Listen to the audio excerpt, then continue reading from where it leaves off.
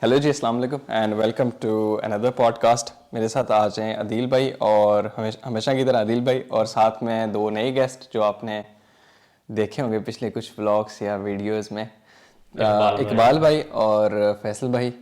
Welcome to this official podcast. और आज का टॉपिक है मिथ्स अबाउट फिनलैंड। कोई 4-5 मेजर मिथ्स हैं जो हमने आज बस्ट करनी है। तो अदील भाई थोड़ी सी तमहीद बांधेंगे। उससे पहले इकबाल भाई और फैसल भाई एक इंट्रो दे दें छोटा सा, या सलाम ही कर दें, खैर होगी भी है बट स्टिल। जी अस्सलाम वालेकुम, मेरा नाम इकबाल है और मैं यहाँ पर काफ़ी अरसे से रह रहा हूँ। जी अस्सलाम वालेकुम, मेरा नाम फैसल मोहम्मद। ओके दैट्स मैं यही रह रहा हूँ बस सही। मैं यही रह रहा करना हूँ जी। अदील भाई अच्छा, इंट्रो देना है। आप तमहीद। अच्छा, तमहीद बांधनी थी। ओके जी, तमहीद ये बांधनी है कि आप देखते हैं कि हम ये पॉडकास्ट बनाते हैं और हम काफ़ी इसके ऊपर मेहनत भी करते हैं और टाइम इन्वेस्ट करते हैं। तो एक छोटा सा आपसे ये सोशल एक तरह का कॉन्ट्रैक्ट है, एक सोशल एग्रीमेंट करना चाहता था कि आप जब भी कमेंट करें या जब भी आप लाइक करें वीडियो को या इसको आगे शेयर करें, ये ज़रूर मेक श्योर करें कि आपने वीडियो सब्सक्राइब किया, चैनल सब्सक्राइब किया हुआ है कि नहीं किया हुआ, क्योंकि इससे हमें इनकरेजमेंट मिलती है और हम फिर ज़्यादा से ज़्यादा आपके लिए जो है वो कोशिश कर सकते हैं और करना चाहेंगे जी। और एक और बात जो मैं ऐड करना चाहूँगा, बल्कि आप ही से मुझे मिली, कि आप जब फिनलैंड में आना चाहें तो आप अपनी प्रॉपर रिसर्च कर लें। उसकी वजह ये है कि समटाइम्स हम अपने एक्सपीरियंसेस से या अपने दोस्तों के एक्सपीरियंसेस से चीज़ों को बताते हैं, तो उस पर पूरा यकीन हम अपनी तरफ से कोशिश करते हैं कि हम सही इन्फॉर्मेशन दें, बट स्टिल आपकी रिस्पॉन्सिबिलिटी है, क्योंकि कल को आप ही ने यहाँ पे आना है। तो जो लोग यहाँ पे आने के ख्वाहिशमंद हैं उनके लिए हम अपनी तरफ से ऑनेस्ट बिल्कुल इन्फॉर्मेशन या एक्सपीरियंस जो हम होता है वो शेयर करते हैं। या तो स्टार्ट करें मैथ्स पे। यप। अच्छा जी, पहली मिथ यहाँ के हिसाब से, यहाँ के हवाले से जो है मशहूर है कि यहाँ का वेदर हमेशा ठंडा रहता है और यहाँ पे ज़िंदगी मफलूज हो जाती है ठंड में। तो उस मिथ को बस्ट करते हैं या उसको चेक करते हैं कि सही है। इकबाल भाई जो है उनसे हम पूछते हैं। जी, मैं तो कहता हूँ ये बिल्कुल सही नहीं है मिथ। यहाँ पर सारे वेदर्स होते हैं जो कि और कंट्रीज़ में तो इनफेक्ट होते भी नहीं हैं। तो और अगर आप बात करें विंटर की, तो इतना जो लॉन्ग आप बता रहे हैं कि 6-6 महीने का होता है, ऐसा कुछ नहीं है। तो वो जो स्नो का और हार्श विंटर का टाइम होता है वो मुश्किल से 3 या 4 महीने का होता है। बाकी समर यहाँ की बहुत ब्यूटीफुल होती हैं और ऑटम तो और भी ज़्यादा खूबसूरत, सारे कलर्स यहाँ पर होते हैं। और हर मौसम की अपनी एक्टिविटीज़ होती हैं, चाहे वो आउटडोर्स हों, इंडोर्स हों, स्पोर्टिंग एक्टिविटीज़ हों। फैसल क्रिकेट खेलते हैं? जी भाई, मैं क्रिकेट खेलता हूँ और समर का हाँ, मैं इंतज़ार करता हूँ कि कब समर आए और हमारा सीज़न स्टार्ट हो। जैसे कि अभी स्प्रिंग चल रहा है, तो नेक्स्ट वीक हमारा पहला मैच आपकी क्रिकेट लीग जी जी जो हमारा फिनलैंड की है, ये जो हमारा जैसे इंडिया में आईपीएल है, तो जी। यहाँ की जो सबसे बड़ी लीग FPL है है। एफपीएल है। हाँ। तो उसके मैच स्टार्ट होने वाले हैं। तो यहाँ पे समर जो विंटर है ओनली नवंबर से मार्च तक उसको आप कह सकते हैं जो है, अदरवाइज बड़ा ब्यूटीफुल रहता है यानी ज़िंदगी मफलूज नहीं और होती। बहुत ही ज़्यादा अच्छी लेकिन यहाँ वो पे जो चीज़ है। नवंबर से मार्च का पीरियड है वो भी, जब अगर स्नो आ जाता है उस टाइम पर, वो भी बड़ा खूबसूरत होता है। उसको ये नहीं कहेंगे वो बैड है, आगे एंजॉय करना है, उसको बाहर निकलना है और अच्छे से एक्टिविटीज़ करनी है, वो भी बड़ा खूबसूरत वेदर है। वो अलग एक्टिविटी है, विंटर की जो है वो अलग एक्टिविटीज़ है, उसमें अगर बंदा आ जाए तो फिर क्या कहने। माजिद, आप यूएनसो में रहे हुए हैं, हाँ थोड़ा सा अप नॉर्थ है, तो वहाँ पे कैसा एक्सपीरियंस होता है? हाँ, जैसे जैसे नॉर्थ की तरफ जाते हैं तो विंटर्स के ज़्यादा देर तक असरात रहते हैं। अभी भी मैं लास्ट वीक गया था जोहान्सबर्ग में, और वहाँ पे अभी जो बर्फ़ की जो थोड़े से पहाड़ बने हुए नहीं पिघले थे। ऐसे ही और ज़्यादा अगर नॉर्थ में जाएंगे, ओलू में काफ़ी ज़्यादा लोग देसी कम्युनिटी रहती है।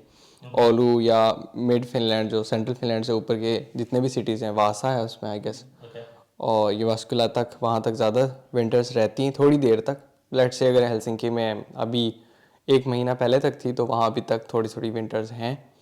लेकिन ये है कि ज़्यादा वो जो एक है ना इमेज के 6-7 महीने इतने लंबी लंबी विंटर्स होती, उतनी लंबी भी नहीं है।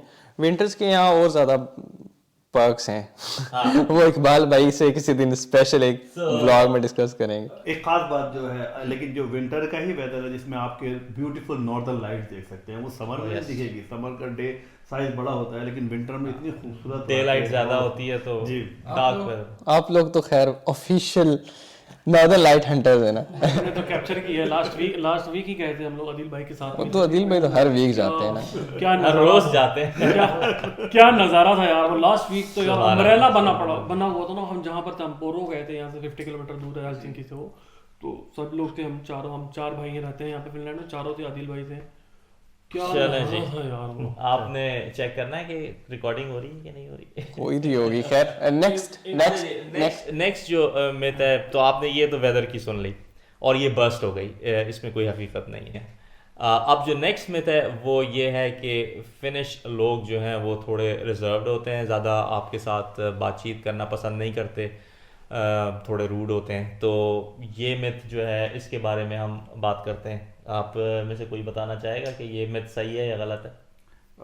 अगर बार मैं वैसे स्टार्ट start करूँ कर तो देता हूँ। मैं स्टार्ट करता हूँ इसको। तो ये भी असल में एक गलत मिथ है। गलत मिथ इस सेंस में है कि जब एक बार आप सिस्टम में आ जाते हैं और जो यहाँ के फिनिश लोगों से इंटरेक्ट करते हैं, और ख़ासकर कुछ ख़ास टॉपिक्स जैसे स्पोर्ट का हुआ, वेदर का हुआ और या सोना का हुआ, अगर इस तरीके से इनसे बात करते हैं तो ये हमसे ज़्यादा बोलने वाले हैं। अच्छा। ये चांस भी नहीं देंगे आपको बोलने को, और वो आगे आगे की बात सारी बताएंगे और फिर फ्रेंडली भी होते हैं। ये एक बात ज़रूर है कि मतलब आप एकदम नए हैं, आपसे एकदम नहीं खुलते हैं ये, और थोड़ा सा टाइम दीजिए, थोड़ा क्लोज आइए, उसके बाद ओपन है पूरी तरीके से। माजिद, आपका क्या इनपुट है इसमें? ये गलत मिथ है। फिनिश काफ़ी ज़्यादा टॉकेटिव होते हैं, बट उनको कोई स्टार्टर देना होता है। और यहाँ पे शॉर्ट जो बहुत छोटी छोटी कन्वर्सेशन होती है ना, हेलो हाय अस्सलाम वालेकुम कैसे हैं, ठीक है निकलो, वो यहाँ पे उसको काफ़ी ज़्यादा अवॉइड किया जाता है, उसको काफ़ी रूड समझा जाता है। फिन्स काफ़ी डीप कन्वर्सेशन करते हैं, लेकिन पहले आप उनको थोड़ा कंफर्टेबल जोन में ले आएँ बात करके, कोई टॉपिक लाके, फिर तो वो उनसे जान छुड़ाना मुश्किल हो जाती है। साउना में बड़े खुलते हैं जी, अरे खुल के आते हैं। और अगर जहाज बने हुए हो यानी ड्रंक हो वो तो फिर आप बोलते रहें, वो आप तंग आ जाएंगे कि कब चुप होगा। वेदर का जैसे इकबाल भाई ने बोला, एक बड़ा इम्पोर्टेंट टॉपिक है, चाहे वेदर अच्छा हो या बुरा हो। अगर आप वेदर के ऊपर डिस्कशन करेंगे तो फ़ौरन से कम्युनिकेशन स्टार्ट हो जाएगी। पेट्स के ऊपर, अगर आपके पास पेट है और आप उसको वॉक कराने निकले हुए हैं और किसी और के पास कोई पेट है वो आ गया, तो आपकी ईजिली आइस ब्रेक होती है और आप कम्युनिकेशन कर सकते हैं। आई थिंक फैसल ये भी है कि आप अगर एम्प्लॉयमेंट आपके सर्कल है और सर्कल ऑफ ट्रस्ट में आप आ जाते हैं और एक दफ़ा से वो आप पे ट्रस्ट करने लगे तो जी भाई ऐसे ही है, क्योंकि जहाँ पे मेरा वर्क प्लेस है वो वहाँ सब फिनिश लोग हैं। हाँ। और वो मुझसे इतनी बातें करते हैं ना, मैं कहता हूँ कि भाई ज़्यादा मुझे कुछ और, मुझे घर भी बात करनी है यार। जैसे हम लंच कर रहे हैं तो ये लंच पे टाइम मिलता है, कोई कॉल आई हुई है घर से तो उनसे बात करनी है। लेकिन ये लंच पे बैठे रहते हैं ना, थोड़ा सा ये थोड़ा खाते हैं लेकिन बात बहुत करते हैं लंच में। और कल का एक्सपीरियंस था मेरा ना, हम लोग ग्रिली पे गए थे, फैमिली थी सारी, तो वहाँ पे एक फिनिश बंदा आया, मैं उसे जानता भी नहीं था, तो उसने मुझसे पूछा सॉसेज यहाँ पे मुझे करनी है, मैंने कहा ठीक है भाई कर ले। उसने मेरे से ना बहुत ज़्यादा बात की। बाद में मैं और जो छोटा भाई था वही आपस में बात कर रहा है, ये यहाँ से जाएगा कैसे, तो ये बात करते हैं। वही तो नहीं थे जिन्होंने गाड़ी गिरा दी थी? वो दूसरा था, वो अपनी गर्लफ्रेंड के साथ आया हुआ था एक्चुअली। तो ये भी जहाज बना हुआ था? हाँ जहाज बना हुआ था, पूरा जहाज बना हुआ वो था। कहने लगे यार जरा मैं आज अपनी गर्लफ्रेंड के साथ रोमांटिक वॉक पे आया हूँ तो थोड़े सॉसेज है मैं कर लेता हूँ। मैंने कहा और यार तू ठीक है कहानियां भाई, में सुना रहा है? कर यार, तू बहुत बोला, वॉक पे उसके साथ आया है, कहानियां में कर रहा है। बहुत बोला। फिर वो तो ये लोग बोलते हैं, तो ये मतलब मिथ है जी बिल्कुल। और ये बर्स्ट हो गई कि जी फिनिश पीपल यहाँ जो है वो बहुत ज़्यादा रिजर्व नहीं होते बल्कि बड़े सोशल होते हैं। अच्छा जी, उसके बाद एक मिथ ये है कि यहाँ का एजुकेशन सिस्टम दुनिया का टॉप मोस्ट है, इससे बेहतर एजुकेशन सिस्टम दुनिया में नहीं है, या ये one of the top most education system है।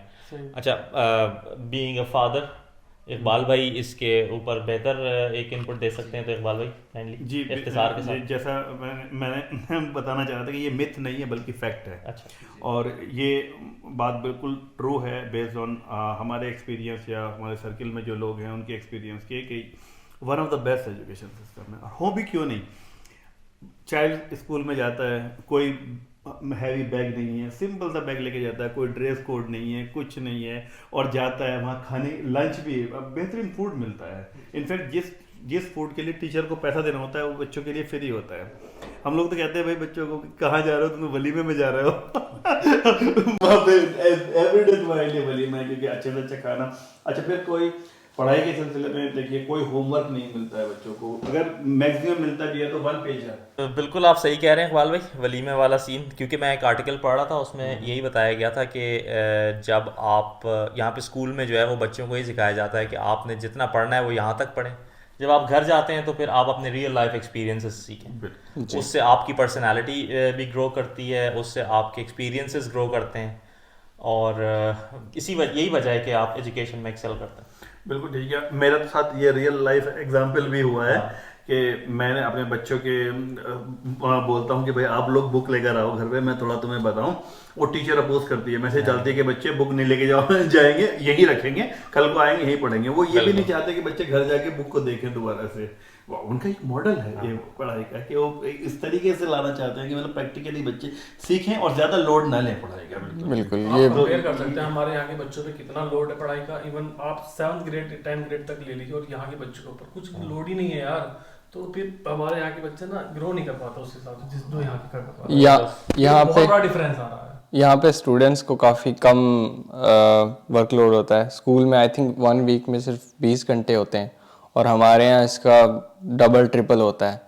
और उसके बाद उसके ऊपर फैसल भाई बता रहे थे ट्यूशन अलग से, 6th क्लास का बच्चा ट्यूशन जा रहा है। बच्चा 2nd क्लास में उसे ट्यूशन भेज रखा कि जा भाई पढ़ के आ, उसके पास में कोई है पढ़ी हुई है उसके यहाँ पर घर। और एक खास बात और है, सब तरीके के स्पोर्ट के लिए स्कूल वाले ही लेकर जाते हैं बच्चों को।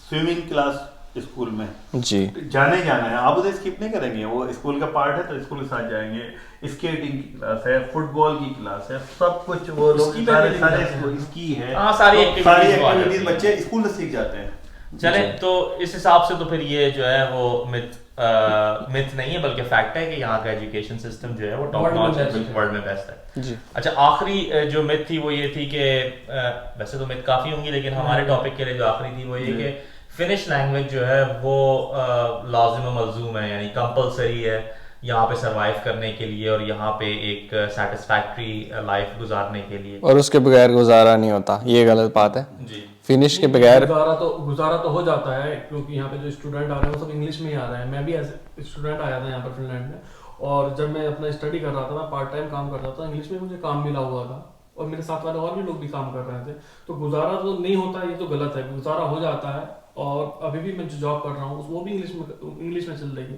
तो उसमें ऐसी कोई दिक्कत नहीं होती है। बल्कि आपके जो दोस्त जिनसे हमने ईद पे क्वेश्चंस किए थे वो सारे इटली से आए हैं, तो वो भी हाँ, वो सारे एरास्मस के स्टूडेंट्स हैं, वो सब इंग्लिश में कर रहे हैं और इवन वो जॉब भी कर रहे हैं। कल मैंने उसको कॉल किया किसी काम के लिए, सैटरडे था, इवन वो सैटरडे में भी वर्क कर रहा है भाई, मुझे सिर्फ मैच के लिए बुलाना था तो उसको काम अवेलेबल है भाई इसके पास में। तो जहाँ तक जॉब के सवाल है वो अब इस टाइम पीरियड में तो आप ये कह सकते हैं कि जॉब पॉसिबल है इवन विदाउट लैंग्वेज भी, और बहुत सारी चीज़ें हैं। आपका डे टू डे इंटरेक्शन है, आप शॉप पर जाइए या किसी भी पर्पस के लिए किसी गवर्नमेंट ऑफिस में आप कॉल कीजिए, वहाँ पर भी आपका इंग्लिश से बिल्कुल काम चल जाएगा, आपको फिनिश की नीड नहीं होगी। मगर एक और पहलू है, एक पहलू ये है कि अगर आप एक्सपर्ट हैं, आईटी एक्सपर्ट हैं या इस तरीके की जॉब कर रहे हैं जहाँ पे लैंग्वेज नहीं चाहिए, वहाँ तो ओके है। मगर यहाँ पर कुछ सर्टेन फील्ड्स हैं जैसे हेल्थ केयर हुआ और भी जहाँ पे भी कस्टमर इंटरेक्शन आता है, वो जॉब के लिए फिर आपको फिनिश आना जरूरी है। ये गवर्नमेंट जॉब है, कस्टमर इंटरेक्शन है। फॉर एग्जाम्पल जो शॉपिंग मॉल्स हैं, अगर आप एक वहाँ की जॉब देखना चाहेंगे तो वहाँ पर जो customer day to day customers कर रहे हैं डे टू डे, वहाँ पे फिर आपको लैंग्वेज चाहिए, तो वो एक एडेड एडवांटेज हो जाता है। अगर आपको लैंग्वेज आती है तो डेफिनेटली आपके जो दायरा है बढ़ जाता है, आपके लिए रास्ते ज़्यादा ओपन हो जाते हैं, आप फिर एक्सेल ज़्यादा करते हैं। लेकिन हाँ, अगर आप जस्ट आईटी के हैं और आईटी की जॉब करना चाहते हैं तो फिर उसके लिए कोई नीड भी नहीं है, क्योंकि वो इंटरनेशनल कंपनीज हैं, इंटरनेशनल प्रोजेक्ट्स का काम होता है, उसके लिए कोई नहीं। तो बस मैं यही कहना चाहूँगा आपके सारे व्यूअर से कि अब आपकी चॉइस है, अगर आप अपना स्कोप बढ़ाना चाहते हैं, अपना एरिया बढ़ाना चाहते हैं, तो अब आप फिर लैंग्वेज पे एक्सेल कीजिए और आगे बढ़िए। और लेकिन ये कहना कि इसके विदाउट लैंग्वेज सर्वाइवल नहीं है, ये टोटली मिथ है। इसके फिनलैंड इस टाइप का कंट्री नहीं है कि जहाँ पर आप लैंग्वेज के बगैर काम नहीं कर सकते। और एक चीज़ मैं इसमें ऐड करूंगा कि जैसे इकबाल भाई ने कहा ना कि सर्टन एरियाज ऑफ एक्सपर्टीज, ये सर्टन एरियाज हैं जो आप एम्प्लॉयमेंट के जहाँ पे आपको फिनिश की ज़रूरत होगी। एक स्टार्टअप वर्ल्ड भी है यहाँ पे, एक स्टार्टअप कल्चर है जहाँ पे स्टार्टअप आईटी कंपनीज हैं, स्टार्टअप बिजनेस कंपनीज हैं जो इंटरनेशनल कंपनीज के साथ डील करती हैं, इंटरनेशनल कस्टमर्स के साथ डील करती हैं। तो उसमें जो है वो ऐसी कंपनी में मैं खुद भी जॉब कर रहा हूँ, हमें इंग्लिश की ज़रूरत नहीं पड़ती।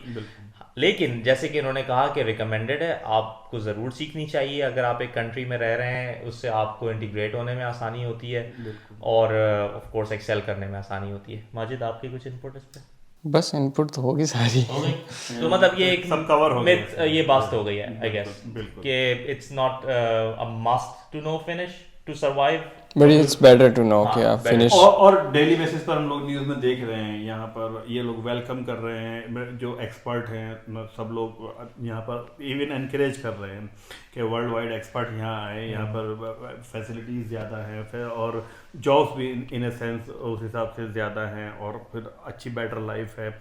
और ये नहीं एक्सपेक्ट कर रहा कि आते के साथ ही आप फिनिश बोलने लगेंगे, लेकिन हाँ अगर सर्टेन फील्ड में आप जाना चाहते हैं तो फिर आप लर्न कीजिए, इंटीग्रेट हुई, डिफरेंट काइंड ऑफ प्रोग्राम्स हैं जो हेल्प करते हैं लैंग्वेज। चलें जी, फिर रैप अप करते हैं। बिल्कुल ठीक है ना। उम्मीद करते हैं कि आपको ये पॉडकास्ट पसंद आया होगा। Once again thank you Iqbal भाई, thank you Faisal, thank you Majid, thank you myself. Thank you. हमेशा जो है वो दोस्तों के साथ बैठ के ऑफ कोर्स गपशप लगाने में मज़ा आता है, लेकिन हम कोशिश करते हैं कि उस गपशप में आपको भी हिस्सेदार बना लें। तो इस उम्मीद के साथ कि आप अपना बहुत ख्याल रखेंगे। इंशाल्लाह नेक्स्ट पॉडकास्ट में किसी और इन्फॉर्मेटिव टॉपिक के साथ मिलते हैं इंशाल्लाह। अल्लाह हाफिज़। अल्लाह हाफिज़।